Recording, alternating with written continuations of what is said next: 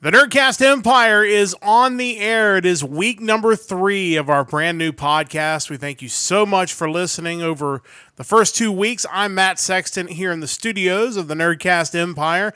We are back to where we started in week number 1. We're going through a list of questions in all of our nerdy categories that I get a chance to ask our panelists here, our co-hosts on the Nerdcast Empire, and also get to answer myself. So that is what we will be doing again this week, and kind of appropriate since last week we talked about SummerSlam. This week we're going to talk about pro wrestling. So we're going to go through a list of questions for all of our Nerdcast Empire panelists, starting out with Mike. Then we'll go on to Chris, then we'll go on to Rachel, and finally Chris will ask me those questions to wrap up the Nerdcast Empire. So let's get things started on another edition of the Nerdcast Empire. We'll start out with me asking Mike some wrestling questions. So thank you again for tuning in to the Nerdcast Empire. We're going to start right off with, what is your favorite moment in wrestling history? You know, these questions, probably more than any other category, I feel could be the most divisive, or maybe because of how I consume and follow wrestling, I feel like the fan base that you see online just seems to be more divisive and more at each other's throats. It's a reminder the internet isn't real. Don't go to Reddit to get a pulse on what. Well, maybe not. This is online, so as far as my favorite moment goes, I feel like I shortchanged more modern moments because I don't think wrestling really affects me the same way as it did when I was a kid. Sure. I think those moments back then just had more gravity to them. So I'd say probably my favorite moment was probably the first appearance of The Undertaker at Survivor Series. He just seemed like some otherworldly monster compared to the other participants in that match, you know, being introduced by $1 Million Man. It was just such a really cool moment. If I had to pick something more recent, it was probably getting to witness a night of the G1 Climax live in Dallas. That was an amazing moment and something I wish would have become more of a regular thing. Yeah, that was us and about 1,000 of our closest friends in a NBA arena watching the G1, but it's still the best live show I've ever seen. And we've seen some good live shows, but that was an all-timer. And Okada and Tanahashi in the main event is, you know, when you get the chance to see those two guys wrestle each other, even then we knew they weren't going to be having the big important matches very much longer. And to get to see that one was short relatively, but it was a good one. Absolutely. Make a singles or a tag match with any current wrestlers, regardless of company, that you'd pay to see. This question and then the following question kind of overlap in a way, because I think when I think of matches I want to see, it kind of has to involve some element from WWE and some element that isn't in WWE. Correct. Like that's the first thing you think of when you think of matches that would be great if they could happen, but currently can't. So honestly, I would like to see something like Seth Rollins and Kenny Omega, or Omega and Reigns, or Okada and Reigns, Okada and Cena. Like there are matchups there, mostly involving your top WWE names or Cena in either Kenny Omega or Kazuchika Okada. Yeah, I think those are reasonable choices. I think that's similar to what I picked when we get to my wrestling answers. What one wrestler outside of WWE would be the biggest star in WWE if they signed? Curious to see if you picked the same person I picked here. As the rain comes down, you probably hear it in the background. It is storming pretty solidly outside. Again, it's similar to the question before. I think as far as outside of WWE, the two biggest names I think that are out there are Omega and Okada. So either one of those. I picked Omega because I think that's more on people's minds as far as he's a little more of a star here in the Western world than Okada is. And I think if there ever came a point in time where he did sign on to WWE, they would push him to the moon. I mean, why wouldn't you? I mean, you see what they've done with Cody. I mean, he's the biggest star they have. Like, they're singing his whole theme song. That pop he got when they were in Atlanta a couple weeks ago was outrageous. Like, the people were just dying for him, and still feels like he's the guy to beat Roman Reigns, but that's a topic for another podcast. We can get into that. The funny thing about that too is when Cody left initially, I mean, you can't argue the fact that he wasn't a top guy. You didn't think like, man, why didn't they push him as you know, a world title contender? You didn't feel that way. And And honestly, for most of his indie run, I didn't think that either. Maybe post All In, I started thinking, hey, maybe he could really pull this off. Like maybe he could be that level of a star.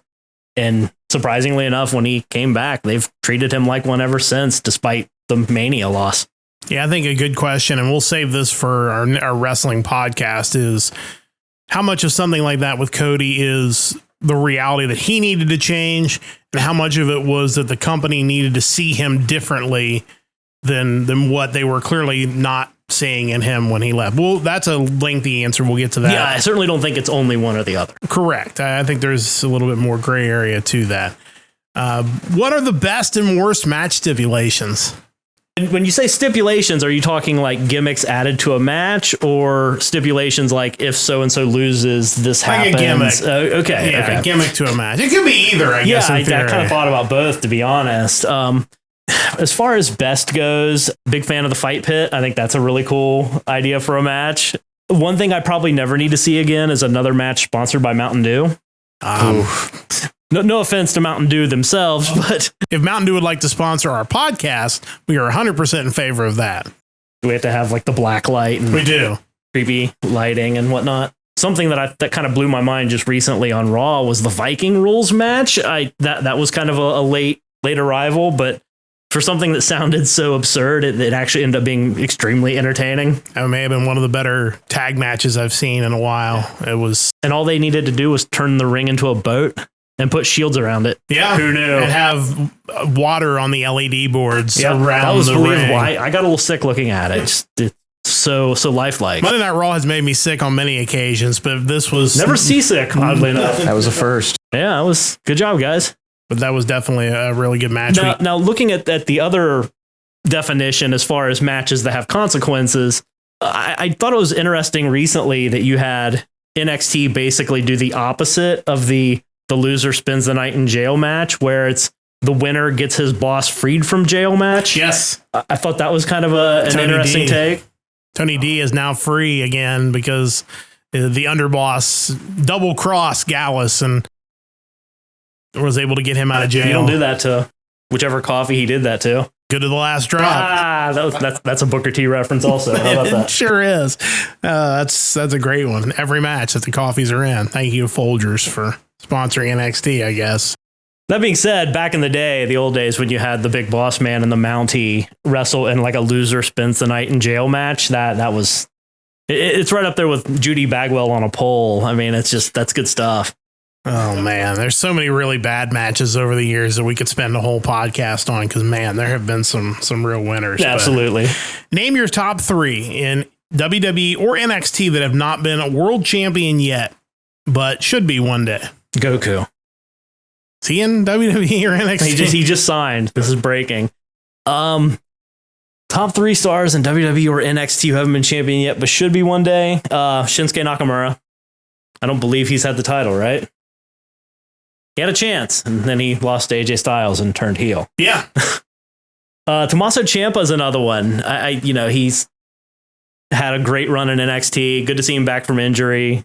Kind of has Triple H vibes to him, I think, and I think Triple H is probably pretty high on the guy, so hopefully he can reach that point. And following his kind of amazing performance in the Bloodline storyline, Sami Zayn is another guy that I would like to see be champion at some point.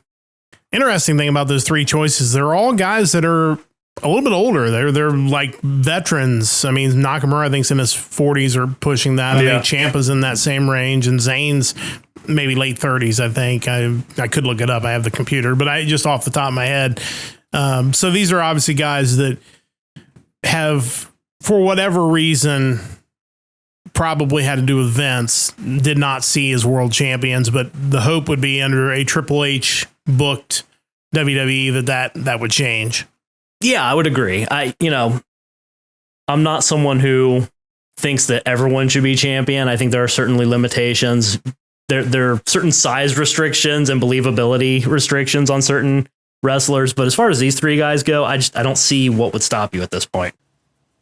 Those were Mike's answers to those wrestling questions. When we come back on the other side of this break, I will ask Chris the very same wrestling questions. We'll see what his take on the past and present of professional wrestling will be. That's when we come back from this time out here on the Nerdcast Empire. Back on the Nerdcast Empire, week number 3, Matt Sexton with you in studio. Let's go back to our interview just a couple weeks ago with Chris. Now we're talking professional wrestling, and we'll find out what his answers are to these pro wrestling questions right now on the Nerdcast Empire. So we're moving on to wrestling, Chris Hall, and our first question is, what is your favorite moment in wrestling history? Anybody that knows me knows I'm a Jerichoholic through and through. I'm a Jericho fanboy. So for me, thinking about this, I didn't go with his entrance, his debut in WWE, the countdown clock and all that, as a lot of people would probably think. Getting into wrestling in the early 2000s, which was around the time I hit, my favorite moment was Jericho and HBK, WrestleMania 19. Okay. I think they just absolutely tore the house down with that match. And just as an aside, I've always grown up loving the bad guys, like a great heel in wrestling or a great villain in anime like Frieza, like absolutely love it. So to see, like Faulkner cuts, but to see just this amazing knockout drag out fight between Jericho and HBK, two of the best of all time, and to see this hug only to be torn down by the low blow from Jericho, and to have that be like my first WrestleMania experience. Even before I was a Jericho fan, that was probably the moment that kind of planted the seed right there. You can't have a good guy without a good bad guy. Exactly.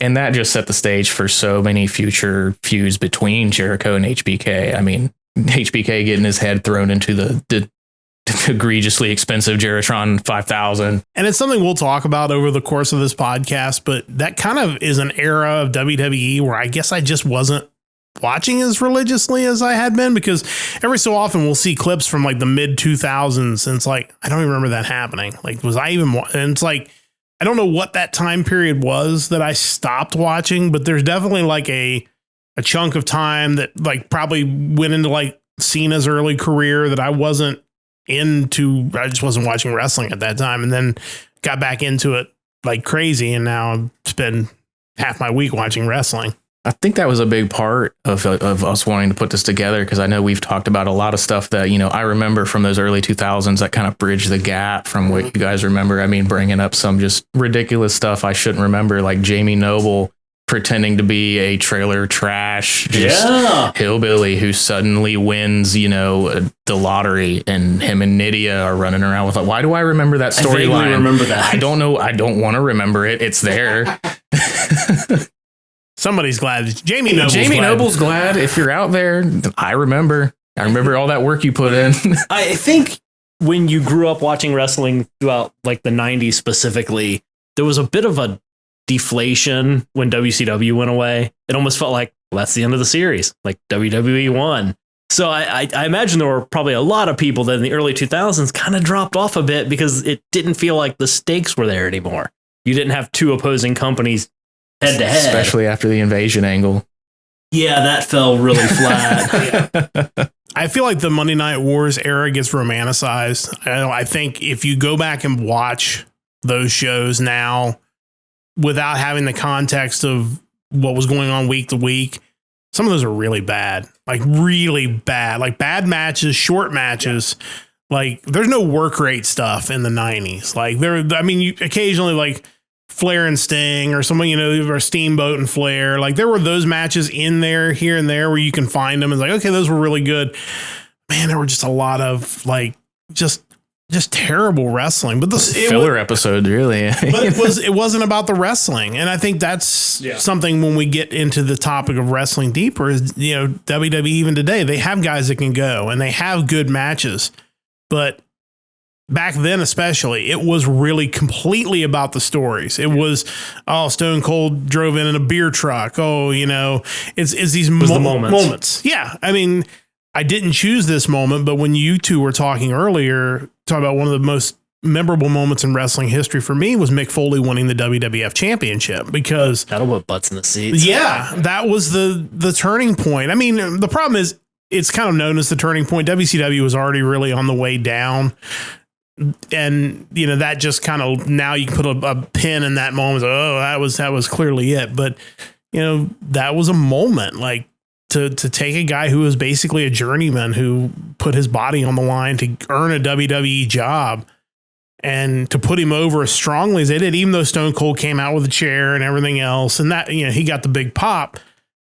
That to me was that moment back in the 90s where you just kind of felt, okay, this really is over. It's just a matter of time now. Mick Foley was not a McMahon guy. I think that's what made it. And to this day, you see those people where you're like, I can't believe that guy was able to ascend to the top. So it's like, that's really a thing. It's yeah, I know. I think this guy's a star, but I don't know if they think he's a star. Right. Everybody else in the world thinks he's a star when he's headlining Tokyo Dome shows and, wrestling in all these big matches in the 90s. And, it took a while for WWF to get on board with that. I think the thing that you take away from the Attitude Era and then the Monday Night Wars was really more the war and less about the content on the shows. It was just the fact that you knew these two companies were going head to head. Like the actual content of the shows could have been hit or miss here and there, but you always wanted to know how many people cared enough to watch each one of them. Yeah. And a time where a lot of people watch television. Like, there'll never be another Monday Night Wars because people don't consume TV that way anymore. You watch YouTube clips, you watch TikToks, you watch, this cool thing happened on this show. Let's go pull up the YouTube video, or let's go watch Jim Cornette talk about it because it's going to be funny. Like, that's how you consume wrestling nowadays. We do watch Raw and SmackDown and NXT most weeks. But even that's 7 hours that you're devoting to watching live wrestling every week. Need a serious payoff. Yeah, it's got to be good. And for a while, Monday Night Raw was just wretched. I mean, it was just awful. It was punishment to sit through it for 3 hours. The show is still too long, but it's more enjoyable to watch now. It's clearly coherent. It doesn't always have to be great wrestling, but it needs to make sense. And that's kind of where they finally gotten to. I know we've gotten off topic a little bit, but so moving on to the second question, make a singles or tag match with any current wrestlers, regardless of company, that you'd pay to see. These wrestling questions, now they may not have been the hardest question, but I had to do my most research here. G1 Climax, New Japan, a lot of these shows are ones that you guys have introduced me to, and I haven't necessarily been able to keep up with them over the years. But for this, I did my research. I got to say Will Ospreay and Jericho. Just falling back on Jericho as my go-to for a lot of things, and finding out that those two haven't faced each other, and that there's been a little bit of, of a work kind of animosity. Will Ospreay saying, why would I ever go to Canada? They have Chris Jericho there. I feel like those two guys are two peas in the same pod as far as like using social media to further their wrestling career. Like they get it. Know how the game has evolved. And I think that would make for some great television. It wouldn't surprise me if those two don't cross paths at some point. Yeah, I would agree. I mean, it's with the AEW New Japan partnership and both of those guys are kind of in the point in their career where they can pretty much call their shots about who they want to face in the ring. Jericho, obviously, because he's a veteran, and Ospreay because he's one of the biggest stars outside of WWE in the world. Neither one of them are going to do anything they don't want to do at this point. So that would certainly be an interesting one. And I mean, Will Ospreay is going to be, not to roll into the next question too quick, but as far as a non-WWE wrestler who I think would be the biggest star, I want to drift away from Omega and say Ospreay. You might be stealing my answer on that one. Oh man. I'll let you cover it more. You were definitely more experienced in kind of that realm. We'll come back to that one. That's a great answer. When we get to that. So we'll move through that question then and go to best and worst match stipulations. Best match stipulation for me, I have always loved the Elimination Chamber. When that was first introduced, I didn't get to see the first one live. I've since, rewatched it. My first Elimination Chamber was the second with Goldberg, Triple H, Jericho, a lot of the big names in that one. And like I said, the promo for it was perfect. You had Metallica on the back end of that. And it was a relatively new match. I mean, it didn't have its own pay-per-view. We weren't necessarily going to see it every year or, have 2 or 3 of them in the same night, which I feel like it's lost a little bit of luster over the years because of that. But it was just a beautiful match for me, watching people get thrown through quote unquote plexiglass, rubbed up against the chains, and just hearing Eric Bischoff's voice in that promo. I can still hear it. Elimination Chamber, 10,000 miles of steel. I don't know if it was a documentary, but it was like a media package somebody did that talked to the people who were in that first Elimination Chamber match. You need to go back and find that because they talk about how they didn't consider the safety of the wrestlers in the least when they built this thing. Oh, like, no. it's supposed to be gimmicked, like not to get too deep into, what's real and what's fake about wrestling, but it's not supposed to actually be an elimination chamber, but that is what it was. And sadly, that might be why I like those initial ones. Just and that's a great event. And I think I will give them credit because it is something that comes up every year. They have done their best to try to make each one unique. I'm obviously having Logan Paul come in the open door with the injury this year that allowed him to attack Rollins. That was smart. And that's like, okay, like that's interesting. So they are trying to find ways to not make it the same. I know match. they've had some hardcore ones in the past, but when ECW was still a thing in WWE, everybody had their own weapon in their chamber and got to bring it out with them. It was big. The first time someone got thrown through the door or the glass, Goldberg's sick of waiting on Triple H to come out, so he just busts it open and rips them out himself. They're very creative with it. I mean, now we have guys hanging from the top of the chambers and just falling straight, not just from the chamber pod, but from the actual chamber itself. And we've seen some moves off the top of the pod that are just totally ridiculous. But you mentioned the weapons one. And I didn't mention this with the match types, but the match that NXT did the one year, like the 3 stages of hell match, where like William Regal chose the last stage, and it was a weaponized cage, and it came down out of the ceiling, and it just had all of these weapons attached to it, and that was like, okay, that is so cool. Like, what a great idea. Was that Gargano and Cole? It was Gargano and Cole, and that was great. But yeah, Elimination Chamber is certainly one of the best. So what about one of the worst? I tried to stay away from some of the obvious answers. Kennel from Hell kept coming up. Yeah. So getting away from that, I just went with anything on a poll. That was just... did that ever work? I mean, maybe when it was a flag, back in the day, nationality tied to it. But I mean, it got to the point, didn't we have a Viagra on a pole match? Yeah, we did. Yeah. Well, I think of also there was the one WCW title match where they had the title on like a pole in a box, and it like fell out of the box as like Booker T was going to grab it. It was those really matches embarrassing. ever made anyone look good. It's nothing that Vince Russo hasn't ever been flamed about already. I feel like the matches where they made the most sense were like early day match, and I think Cornette has even talked about in some podcasts old time matches where it was like a nightstick on a pole, where it's like you get the weapon, you get to use it, like it's legal. Like, it's done. You don't have to try to hold the other guy away from the pole. He's got the weapon. He's got the weapon. Just get it from him. Yeah.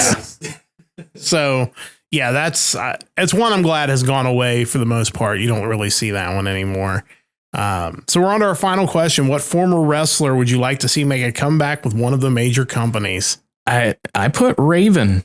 I know he's been, I mean, he got inducted to the TNA Hall of Fame, I believe, recently. I doubt he'll ever be back in WWE with the amount that he's sued them over the years. But no, I think he's a guy that can just make a stable. I think he's that kind of guy.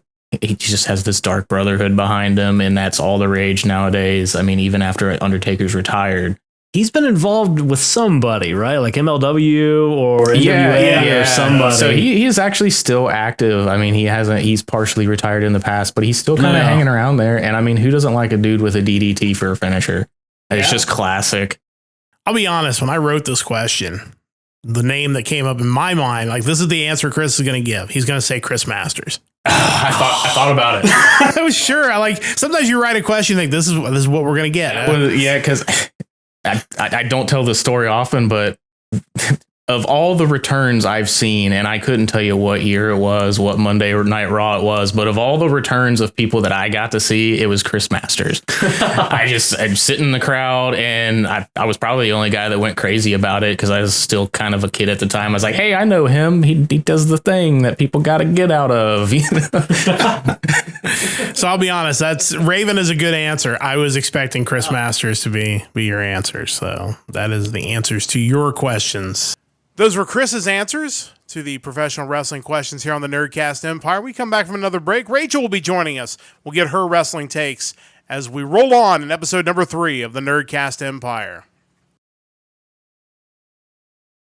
Continuing on the Nerdcast Empire Wrestling Edition. Of course, you have heard wrestling opinions from this person already because she gave you her opinions on the fallout from SummerSlam, but now joining us again on the podcast to talk more generally about her wrestling takes is our sister Rachel. Rachel, thank you again for joining us. Thank you for having me. So we're going to go through wrestling.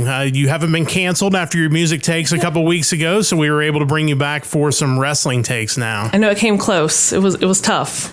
I had some opinion. I mean, we've had to put you in hiding from the NSYNC fans, but I think we'll see if the wrestling takes are as hot as your music takes. So are you ready for... I think so. I think I'm ready. Wrestling questions. Here we go. Number one, what is your favorite moment in wrestling history? Oh, I had three I wrote down. Kofi Kingston's title run. So unexpected, not really was supposed to happen at all. I mean, if Mustafa Ali hadn't gotten injured, he wouldn't have been put in these matches that would have put him in that line to get that push. Just really cool because he's such a good athlete. I also put Shawn Michaels winning the title at WrestleMania 12, even though we know now what kind of person he was back then. He wasn't exactly the nicest guy, but still, I always liked Shawn Michaels. And then Seth Rollins cash in at WrestleMania 31. That was huge. So before we discuss all three of those, what's your one if you had to pick one? And the other two never happened. You had to just pick one. Ooh, Shawn Michaels. I love Shawn Michaels. He's always been one of my favorites. That's fair. I think, you can look back at a lot of those guys. The business itself was very different back then. And I think that certainly influenced the way a lot of those guys behaved back then. Oh, yeah. Yeah, and I think it's unfair in some ways to judge them historically speaking, because it was the business itself was very carny-like in nature. And you're not going to necessarily attract the nicest of people in that kind of environment. And you're a product of your environment because you have other people who are very carny-like. Sure. You kind of have to do that to fit in. You adapt and survive. Yeah, and he certainly has done that. I mean, obviously going from that to his late career in WWE, and now, of course, basically being the one in charge of NXT. And you can see a lot of his storytelling showing up in NXT pay-per-views, which is kind of neat, honestly. Definitely. So the other one's Kofi Kingston, and that one's always interesting to me because I would say, and correct me if this is the wrong statement, but I feel like more people now remember the way he lost the championship than the way he won it. I agree. Absolutely.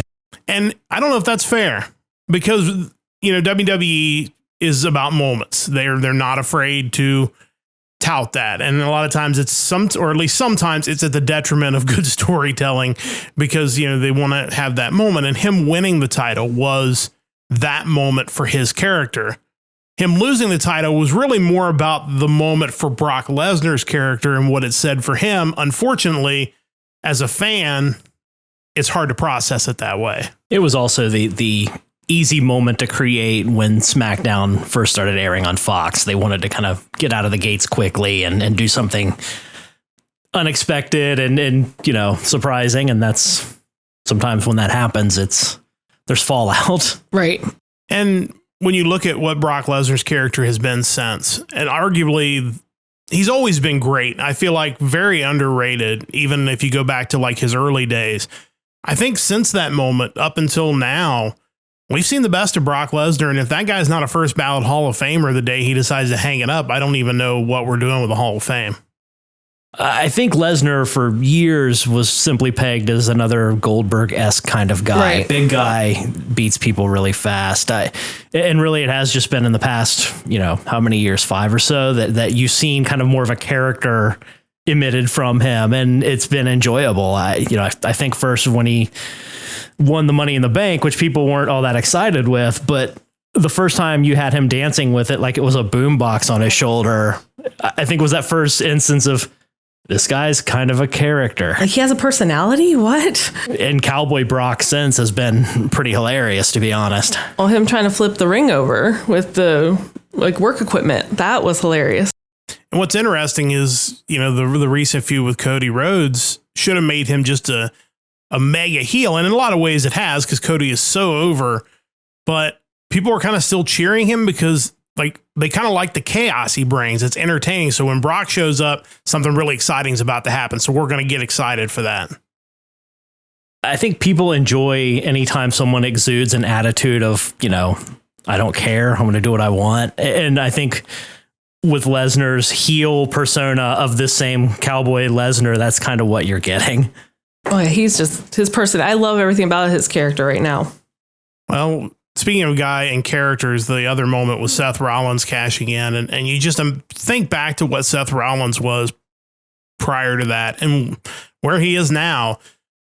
He's gone through so many transformations, but yet he continues, whether he's a champion or not a champion, to be one of the top faces in WWE and probably will for a long time to come. Rollins is one of those guys that you knew you liked. You just didn't really know why, because he wasn't really showing you, besides his in-ring work, why you needed to. Reigns in his current incarnation as the tribal chief, you know why he's the biggest star they have. I feel like Rollins is finally finding that groove. And I think the world title, them introducing that, has been a big part of that. It doesn't feel like he's meandering at the top of the card anymore.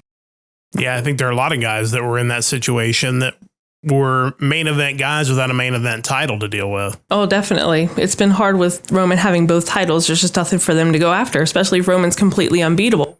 And if Roman only shows up 2 times a month and generally on SmackDown. Yeah. So Monday Night Raw, sorry about your luck. Yeah, they just get shafted a little bit. I'm looking to get that kind of deal with my job, but I just don't know if it's going to work. I think they do want you to show up a couple days a week. Weirdly enough, I don't know why. Yeah, I think we'd all like that deal to be the old part-timer. But I guess if I started bringing in millions of dollars for my company, they'd probably be willing to negotiate that. Oh, 100%. One more thing real quick about the moments. I think obviously it's easy to look at the Shawn Michaels moment as the top one because it happened so much longer ago. You kind of see, if that hadn't happened, maybe he's not where he is today. Sure. I think history will still kind of bear out the importance of those other 2 moments. Right. So obviously, Michaels, that's a huge deal, but we know it is because we've seen the other side for many years. That's a good point. Yeah, I think that's a really fair take on that. I think that moment needed to happen, maybe even more so than the other ones. Although I think Rollins is probably second on that list just because of where he's gone since into the stratosphere after probably what is and probably will always be the greatest cash in of Money in the Bank. So good. So let's take a look at question number 2. Make a singles or tag match with any current wrestlers, regardless of company, that you would pay to see. New Day versus the Elite, the Young Bucks and Omega. Ever since they did their little, where was that at, Mike? Is that at Evo? It might have been. Where they CEO, one of those gaming where they conventions. went back and forth, and I know Xavier ate those hot peppers or whatever, or was it? Yeah, it was hot peppers, right? Yeah, but competed they in go back Street and Fighter forth. V. Right, they go back and forth a lot on social media. If we could get all of New Day healthy and get Big E wrestling again, I would love to see those 6 guys go against each other. So moving on to question number 3, what one wrestler outside of WWE would be the biggest star in WWE if they sign? I put down several, but I'm going to go with Will Ospreay. I mean, just alone him and seeing him wrestle like Rollins for the title or something, that would be such a huge match. And just, I would love to see what they would do with him on the main roster. Another spoiler alert, but that was a really popular pick. Was it? It sure was. Nice. I think there are a handful of guys like that are out there that may never come to WWE. And obviously with Ospreay, he doesn't really want to live in the States, doesn't want to live in North America. So that certainly could hinder that. But there's just a lot of talent out there that has never stepped foot in a WWE ring that would be interesting. And I hope, and I think this is where it comes in, when and if Vince finally gets away from WWE, will Triple H be more willing to do the occasional one-off crossover shows with New Japan, maybe even AEW, in a way to allow some of those guys who may never sign outside of their company to have that moment? I mean, Will Ospreay versus a lot of people, Okada versus Cena at WrestleMania. I mean, you're talking about some of the all-time moments that you could potentially build if you're not so much in a silo like WWE is. Anytime you have a vehicle to promote a WrestleMania-sized match that doesn't involve a title, I say you go for it. It's like, I don't need to see John Cena near any of the world titles at this stage of his career, but if you have some sort of dream match scenario of him and Okada, that screams WrestleMania. Oh, definitely. And I think, and this will probably be a topic for maybe a longer podcast, maybe a whole podcast in itself, but as we continue to go towards these multi-day WrestleManias, the number of WrestleMania caliber matches you've got to have goes up because you're asking people to pay. I mean, I think I've seen reports that the WrestleMania in Philadelphia, some of those tickets were going for over $30,000 to be in the front row, and they were sold out. But you're now asking people to pay $30,000 a night to sit front row for your biggest event. You had better give them an amazing show. Like night 1 of WrestleMania last year, not so much like night 2 of WrestleMania last year. The pressure's really on to build these matches, and I think that could be what ends up being the tipping point into, hey, maybe we can let this guy come in for a one-off, and maybe we'll do a trade where we send somebody over there for a one-off to make good the exchange. Yeah, I think that's something that the 2-night WrestleMania has made kind of obvious or more clear. When you're watching a match that doesn't really feel like it needs to be on a WrestleMania, it's right. You're sitting there and it's like, okay, this could have been on Raw or SmackDown. I don't know if this needed to be in the middle of a 5-hour show. Well, and unfortunately, and maybe even no fault of their own, Cena Theory from WrestleMania really kind of ended up feeling that way. And it's a shame because I like both of those guys, and I think Austin Theory's got a chance to be one of the all-time greats by the time he hangs it up. But it just, the match kind of fell flat. The build-up was kind of flat, and it wasn't very long. I think it was maybe a little over 10 minutes. That was a maybe not a Raw match, but maybe a payback match. Like it was lesser pay-per-view. A smaller pay-per-view, but it's WrestleMania. So, and that's, you really start putting the pressure on yourself to not only build these great matches, but also have the performers go out and give WrestleMania caliber performances to these people who just paid $60,000 to sit there and watch it. What are the best and worst match stipulations? Okay. I put casket match as one of my favorites. I've always been, and you both know this, I've been a big fan of The Undertaker pretty much my whole life. As I know they're goofy and obviously, it's silly, but anything with The Undertaker, I mean, it's fantastic. I also put down War Games because I like the War Games matches. Would that be considered a stipulation? Yeah, I think so. Sure. Okay. I like those. As for worst, blindfold match. I always go back to Rick Martel versus Jake the Snake Roberts. Yeah. That was obviously goofy. Like you could see that they could see through the masks, but just a nothing match. And I also put the Punjabi prison match. I felt like that was one that was just kind of out there. That was a really easy choice. It clearly didn't work. The blindfold match is an interesting concept because in theory, there's a good spot for it. Like obviously when they ran the eye for an eye match, instead of doing that, they could have done a blindfold match, which would have been far better as it turns out.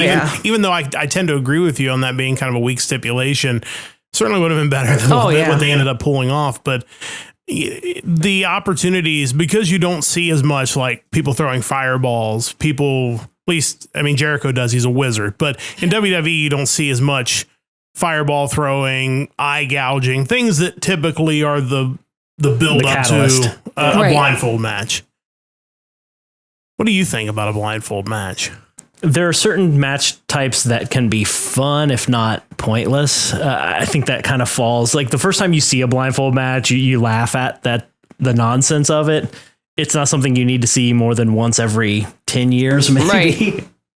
A match I would have put on this list is maybe in the worst category that after recently I would have changed my mind on. Viking Rules match. That turned out to be amazing. Sure. That was one of the best Monday Night Raw matches I've seen in quite some time. And credit to all 6 of the people involved in that for making it that way. Right.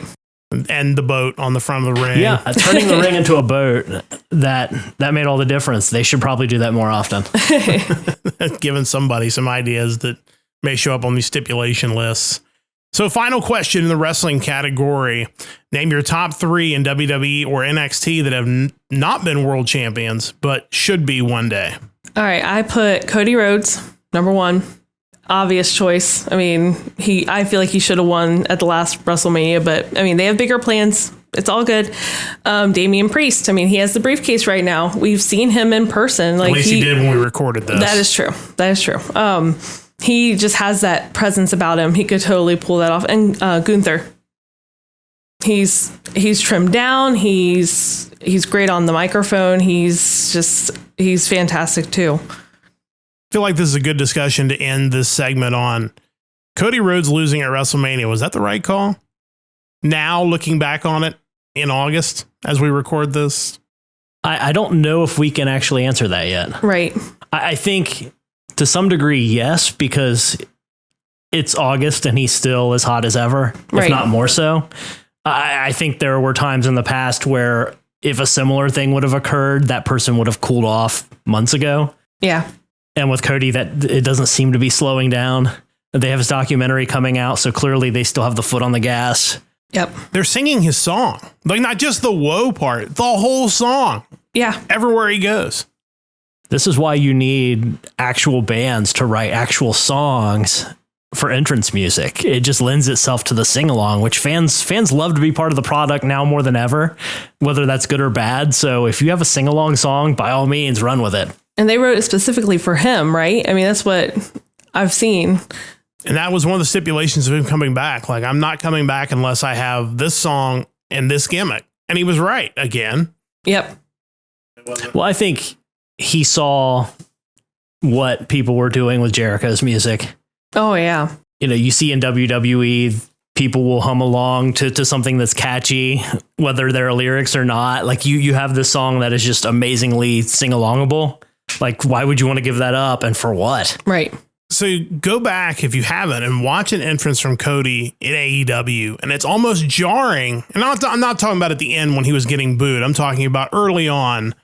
It's almost jarring that they had the same opportunity to do the woes and all that stuff, and none of that happens. And you just think, how did they miss that? Because it's the same song, it's the same moments, but now it just feels so much bigger and so much on a higher level. Yeah, I'd agree with that. 100%. Which is really unfortunate because you think pre-AEW in an event like All In, Cody was over as anybody. I remember being so excited. I was like really invested in his storyline with Nick Aldis. Like I wanted him to win that title. And when we saw it live, like I get emotional. It's like I didn't care about Cody back when his first run in WWE, but now I'm all like invested in him. I feel like Cody Rhodes could sell you on any match he was in being the most important match you've ever watched as a fan. And that one, the NWA title, has been irrelevant for many years. It was relevant for a few months when Cody had it, the build up, and Cody won it, and Cody had it. And now it's pretty much irrelevant again. Cody did that. And Nick Aldis gets some credit too. But I mean, by and large, it was Cody's build. It was Cody making that match important. It was the overbooked match itself that made you care about that. Yeah. Yeah, there's never been a title that I've cared so much about and then so little about in such a short period of time. It's really amazing. The bell curve on that is just straight up and straight back down. But that's what Cody does, and that's why we enjoy seeing him on our TV every week. Rachel, thanks for joining us on the Nerdcast Empire. Thank We'll look you. forward to talking with you again in a couple weeks when we review WWE Payback coming up. So thank you again for joining us. Thank you.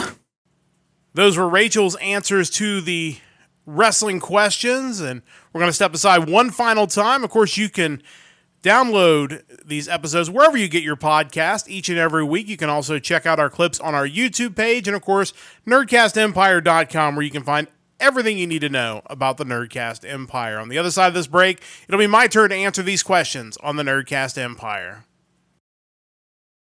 Back one final time on the Nerdcast Empire, it's time for Chris Hall to flip roles with me. He will be asking the questions, and I will be answering them about professional wrestling as we head on home for the final segment of the Nerdcast Empire.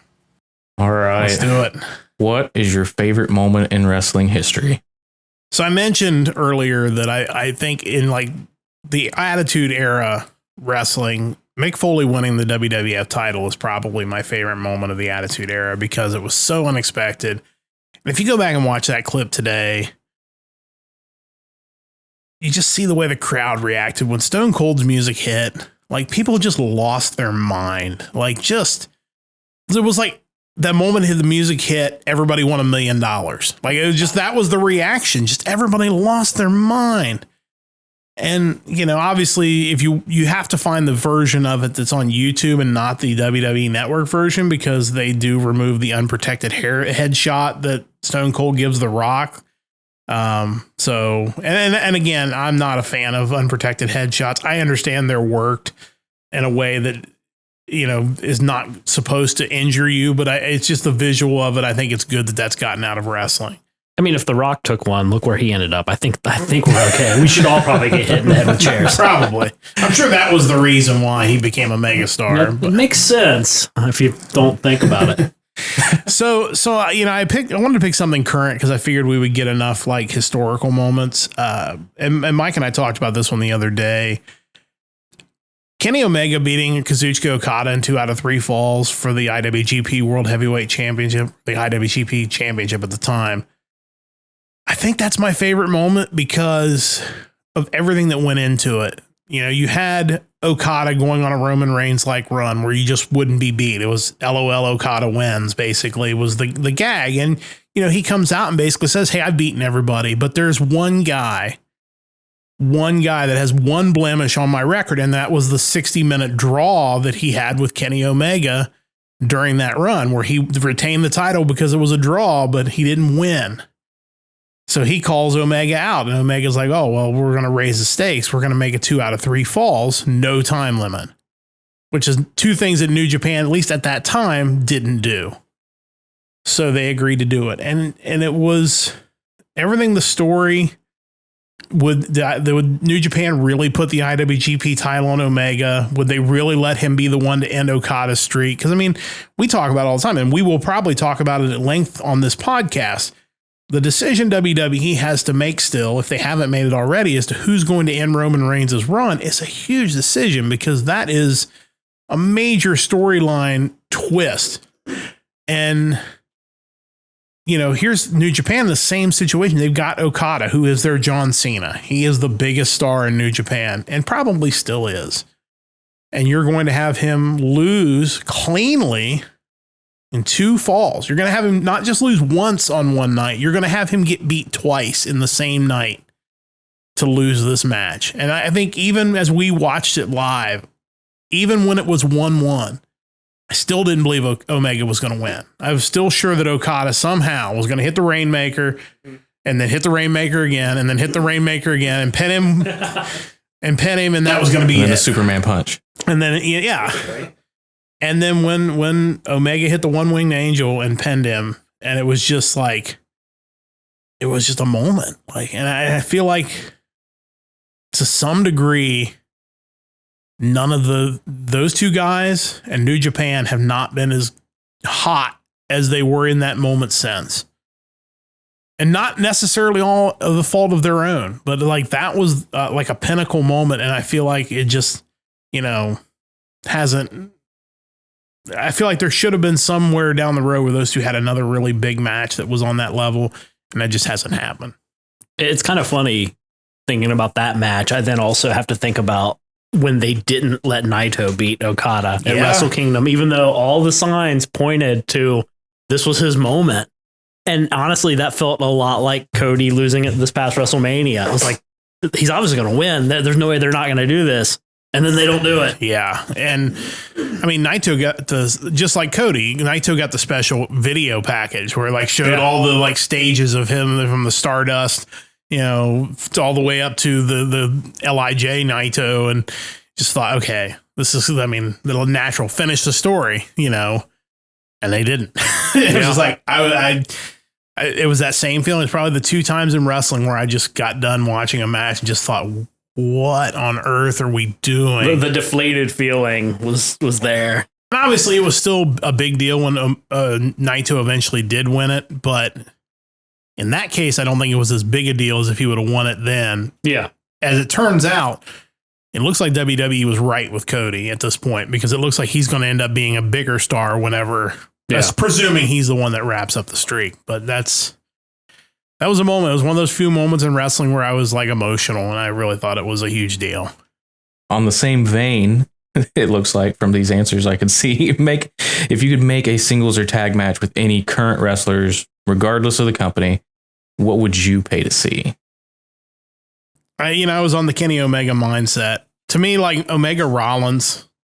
Yeah. Like they seem to be evenly matched as far as stature goes. Like they just seem to fit together. They fit together. Their styles fit together.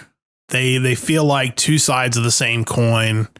They're guys that are incredibly loyal to what they've done. Like Rollins clearly takes the stuff he's done in WWE very personally, especially when you hear things about people not wanting to be. I think he just had a quote the other day about it made him mad when people were saying, I don't want to come up from NXT to be on the main roster like that. He takes that stuff really personally. And I feel like Omega does too. Like the chance of them getting together, that window's closing. It would be a shame if it didn't happen at some point. And they may have wrestled on the indies back in the day, but like for it to happen on a main stage while they're still mostly in their prime, I think that's something that I'd really love to see. And I wouldn't even care who won. I think if it's a good match, I think everybody would win at the end of that. I think ultimately WWE is always going to be the biggest stage. So if something can happen, you kind of want to see it there, just knowing that it is the top. Yeah, that's a WrestleMania level match. You say Omega does a lot of the heavy lifting in some of these scenarios as far as who to pair him up with. Yeah. I know his name gets brought up so often for, obvious reasons. I think he's the one guy so far who just hasn't really had that moment in WWE. Like, they tried to bring him in when AEW started, and I think they even tried to bring him in even after that. And supposedly they were generous offers. Yeah, they certainly, and what they've done with Cody has opened that door to make it possible for them to at least consider it, because they've treated Cody like he is the prodigal son. He is the star. I think that shows some other guys, and there are some guys at the top of the card in AEW that you have to look at and think, if WWE could get their hands on this guy or these guys, I think they would push him. And I think Omega is certainly the biggest example of that. Cody basically created his own story, and it was too enticing for them to not pick it up. Yeah. Yeah. He did exactly what he set out to do, probably better than he ever could have imagined. Better than I could have imagined. And that transitions well into the next question. If WWE could get their hands on one of these wrestlers, who do you think would be the biggest star in WWE if they signed from another promotion? So first I was going to choose Omega, but then I thought about it some more and I chose Will Ospreay. Like Will Ospreay, I think a lot of people still think of Will Ospreay as that guy that wrestled Ricochet where they did the 64 flips and like across the ring. And don't get me wrong, the idea of Ospreay and Ricochet doing it again would be fun. I have that poster still, 2016 match of the year. Yeah, but Will Ospreay is a lot different a wrestler. Now, he still does a lot of the crazy stuff, but he's also a lot stronger. He wrestles a lot more of a strong style.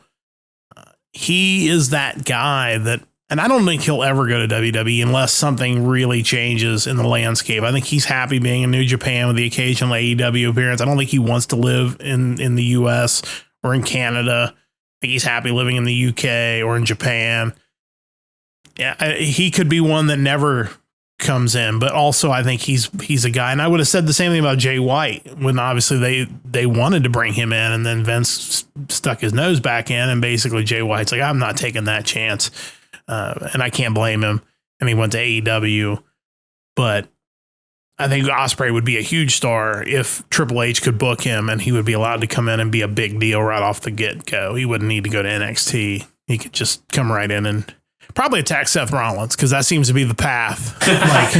Like, he's your mystery opponent. He's your mystery opponent. And he's another guy that you bring him in, you bring in his music. You find the rights to get the rights to Elevated. And because if that opening riff plays from that is classic at WrestleMania, those people are going to lose their minds. So That's my guy, Will I'm Ospreay. glad we agree. I think also with him, you have a longer term star than with Kenny. I foresee him wrestling for more years beyond Kenny Omega's career. And I think, you're bringing Omega in, and even the Bucks. I think you're wanting to work something where they could be involved in your company long term in ways that are not wrestling. Yeah. We're seeing it now with Nick Aldis. There's a lot of rumors flying around that Nick Aldis is going to come into WWE and produce. Like, that would make a lot of sense. But I could also see a rematch with Cody, which would be kind of fun as another like person in his way to getting back to Roman Reigns. That would be, I mean, even if you don't plan on having him wrestle long term for you, that'd be a great one. I mean, of course, you got this Cody documentary that came out, and obviously Cody's big moment on the Indies, the first big moment besides creating the All In event, was the NWA World Title match against Nick Aldis, where Cody won and people were emotional. And how ironic would it be that Nick Aldis comes back and now he's coming back to ruin Cody's story after watching him basically get his story at his expense. Like, storyline would write itself and the indie fans would love it. I don't know if Vince would go for it, but it would be interesting to say. Seems the like least. He's been along for the ride so far. Yeah, I think it would be interesting. And Aldis wrestles a very WWE style, so it would, I think it would work really well. But we'll see. Time will tell. Maybe by the time this episode comes out, it'll have already happened. Who knows? Oh, we can only hope. What are the best and worst match stipulations in your opinion? I think the best match, I try to go simple here because, I mean, again, you can choose Punjabi Prison. You can choose, always, I think the best match stipulation is the Iron Man match. Like, I think if you got two guys or two gals that can just really go and they're just great work rate people and you just got to settle something, having them go for 60 minutes and just number of falls. I still think back to the Bret Hart, Shawn Michaels Iron Man match is like one of the all-time classics. And they're two guys that hated each other. They went in there and did business and they had one of the all-time great matches in WWE history. And to me, like, when you have two guys like that, that's the best way to settle it. When you've had them fight and they go back and forth and you don't really have a decisive winner, you just have them go 60 minutes and you have them decide it. And I mean, they also had Bayley and Sasha Banks. That was all-time great women's matches. Yeah. That NXT Brooklyn, right? I think so. Brooklyn. That was a phenomenal match. Angle and Lesnar as well. Yeah. I loved every match Angle and Lesnar put on. I just think when you've got the right people, obviously there are certain people that don't need to be anywhere near an Iron Man match or an Iron Woman match. Or half an Iron Man match. But I think that's the best stipulation. The worst, and then this is tough because I've seen some good ones, but I think generally last man standing matches are a bad stipulation because unless you can be really creative, the one I think of off the top of my head is Ciampa Gargano from NXT, and creative ways to use the environment so that somebody stands up when it looks like they're dead.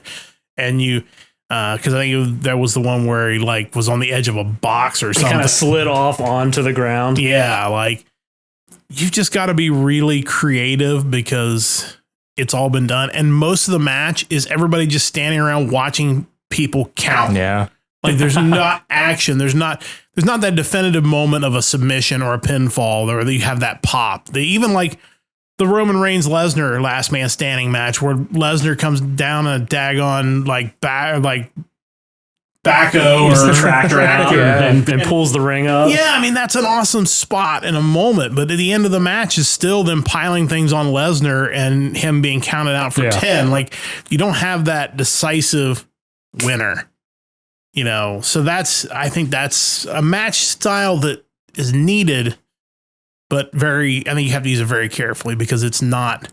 Well, I think you have to be careful with your spots for countouts too, because you think back to the Roman Reigns, Kevin Owens last man standing match where Heyman couldn't get the handcuffs off of Reigns. So they had to stop. The referee stops the count because they can't get the handcuffs off and he was going to lose. Yeah. So it's like, again, credit them for trying something different. But when you do that, you have to have an out. And they didn't really have a good out in that situation. And that was. And also think back to your Iron Man match. even though it was convoluted, I think NXT's Iron Survivor matches they did were pretty cool. Yeah, that Just was a new take on the formula. Yeah, that was different. Where you've got just a scramble basically, and everybody going for pinfalls, and you had so long, right? And then whoever the most pinfalls at the end, then and there was like a penalty box. There's a penalty too. box, yeah. So like you get pinned, you have to be in the penalty box for so long, which means you're not getting pinfalls. You forgot the pot leaf. But yeah, I did like that variation on it. But and NXT's tried. They've tried to come up with some things that are a little bit different, and I appreciate that. Yeah. But yeah, Last Man Standing it's just tough. Would you lump in I Quit matches alongside that? I mean, it gets rid of the countdown, but I feel like it's the same basic premise almost. And I don't know that I've seen one in a while. An I Quit match, the only good thing about an I Quit match is you end up in a situation where a heel has to quit. The problem with an I Quit match is that there really should not be a babyface loser in an I Quit match, because what they end up doing is they passed out or something like that, and then you're not quitting, you're just passing out. Like, well, they could also do, which I'm not a huge fan of, what they did with Edge, where it was like they're gonna murder Beth Phoenix if he doesn't quit, so he has to quit. Yeah, it's not necessarily great. Like you have to book it that way if he's gonna lose. Like, yeah, that's just the only way to do it. Because otherwise, you've got to have the babyface win, and if it gets personal enough, I think you can justify it. But it's like, most of the time it is not great. It's not worth it, the risk for the character and the build up. Yeah, and it kind of, you again have to be creative in how you book the match so that it doesn't end up coming off kind of flat, because that should be the blow off to a feud, and so you got to have a moment that really makes the whole thing worth it, and sometimes you don't. Well, we've made it. We're on the final pro wrestling question. Wow. Yeah. Name your top 3 in WWE or NXT that haven't been world champion yet, but should be one day. So Mike and I both took this question differently. Mike kind of picked guys that I think have been overlooked or maybe now are getting pushed. They just haven't gotten their flowers just due yet. Yeah. They have had good careers, but like they haven't had that moment where they were the guy. I went the opposite direction. I picked 3 guys that are all in NXT that I think have a bright future. Started with Carmelo Hayes, and he's a risk in a way because he is smaller.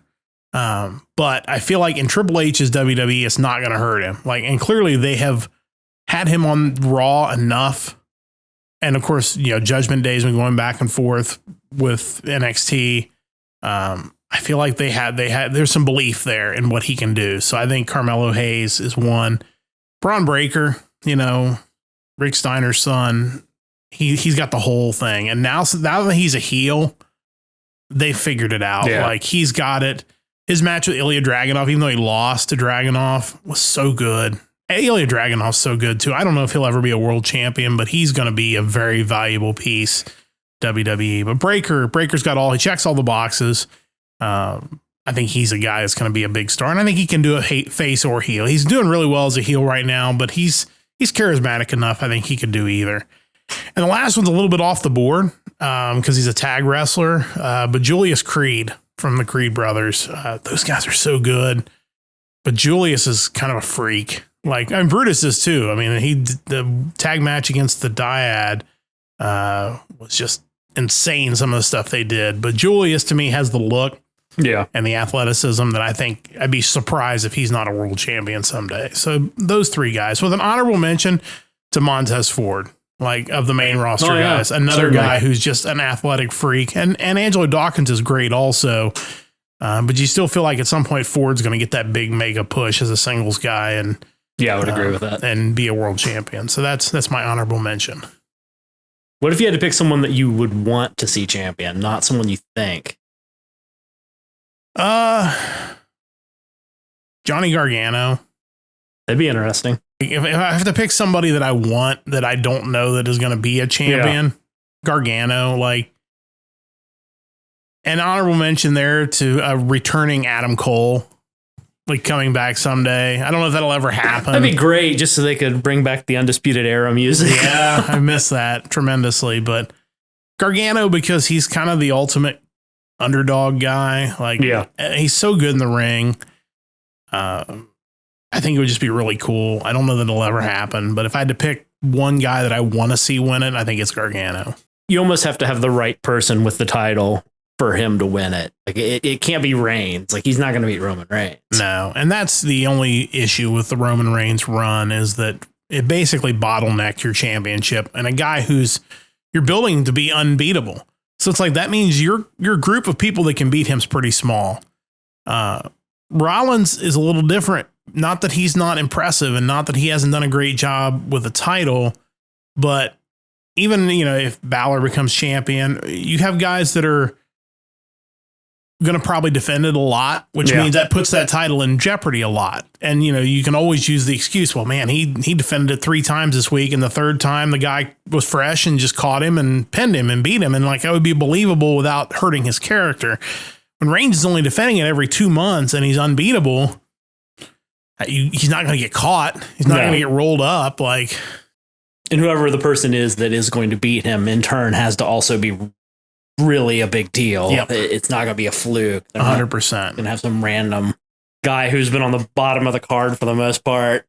Right. Do it. It's Probably just not going to happen. Not going to happen. So. No. And that wraps up week number 3 of the Nerdcast Empire. We can't thank you all enough for listening each and every week, giving us great feedback. Of course, you can reach out to us through our website, through an email address, info@nerdcastempire.com. A huge thanks to Stoveleg Media once again for all of their support, continuing to help us get this podcast off the ground. If you have topic ideas, things you want to hear us discuss, throw them in our email. You can send us messages on social media. However you want to reach out to us, please do. And we certainly hope you'll spread the word, tell a friend about the Nerdcast Empire. We'll be back to answer more nerdy questions coming up next Sunday when we upload episode number 4 of the Nerdcast Empire. Until then, again, a huge thanks to Chris and Mike and Rachel for taking time out to record episode number 3. They'll be back with me, actually everybody but Rachel. It'll be Chris and Mike joining me next week for another edition of the Nerdcast Empire. We'll see you next week. Join the Empire, the Nerdcast Empire.